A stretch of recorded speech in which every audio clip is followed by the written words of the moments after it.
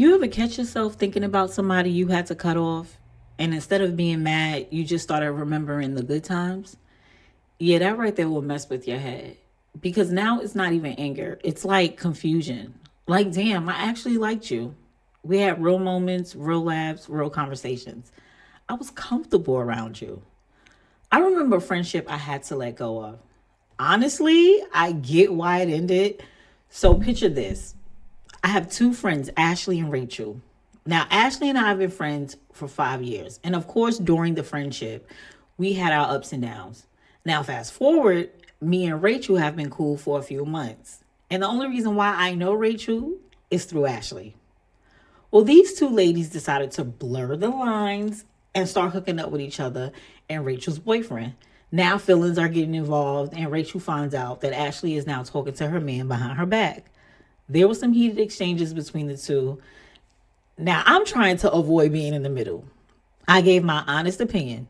Ashley, you wrong for trying to take that girl man. And Rachel, you wrong for bringing a friend into your bedroom. You can't expect her to sleep with your man and only speak to him through you. That's out the door now. She wants the same treatment you are getting. Now, was I wrong for saying that?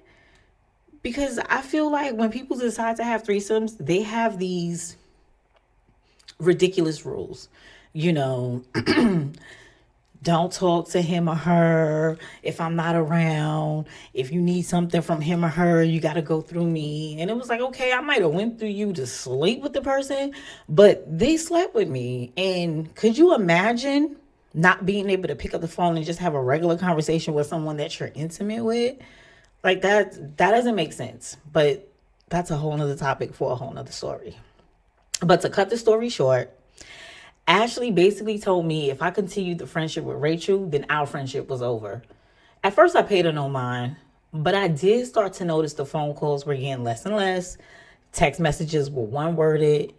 And then it finally hit when I attempted to invite her to my birthday dinner. And her response was like, listen, I can't be fake. I won't be there if she's there. To be honest, I'm not even rocking with you because of Rachel. You know what I'm saying? I feel like you met her through me. We're no longer cool. So why are y'all cool? And in my defense, I was like, well, you introduced me to this person, brought me around this person, invited me into their home. We sort of built a connection. I think the person is cool. I think your situation is unfortunate, but I don't really have anything to do with that. And I guess at that time, because she was like giving me an ultimatum, first of all, nobody's going to tell me who to be friends with. Secondly, I started weighing out the pros and the cons. See, what Ashley didn't know is that me and Rachel's friendship started growing. She had my back at times where I was surprised she was even there for me.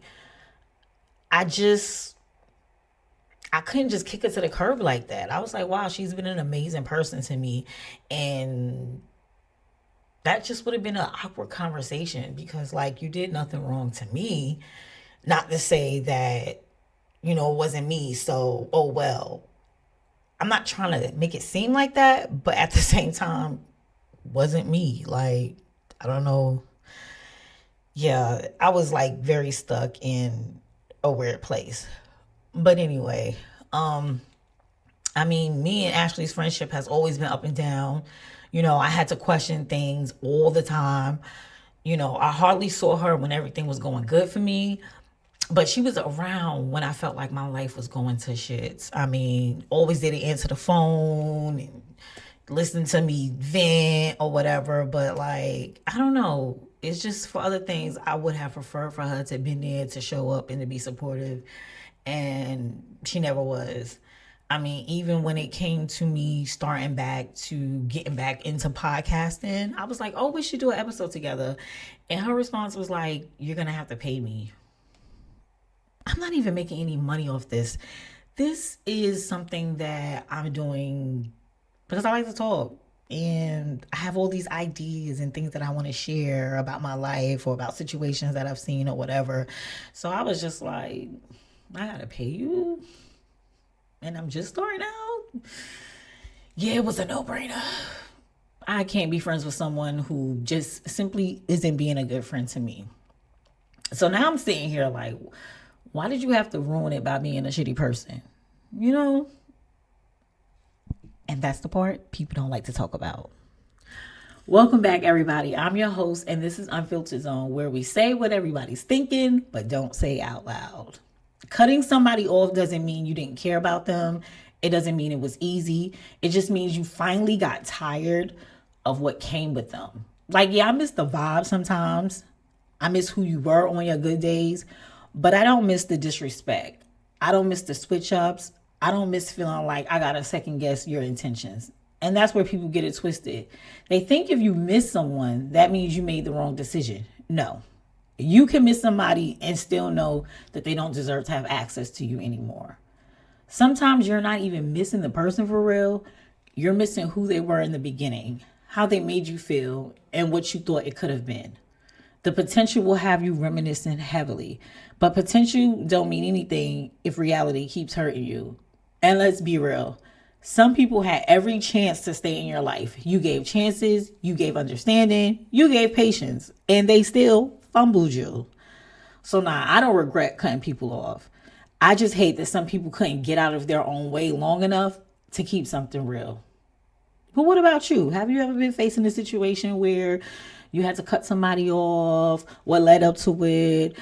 What happened? Was it easy for you? Was it hard? You just ever miss somebody you can't go back to? Leave a comment. If you want more real, unfiltered conversations like this, make sure you subscribe, like, and share. Leave a comment below. I see that you guys are watching my videos. I want to say thank you, thank you, thank you, thank you. I really appreciate the support.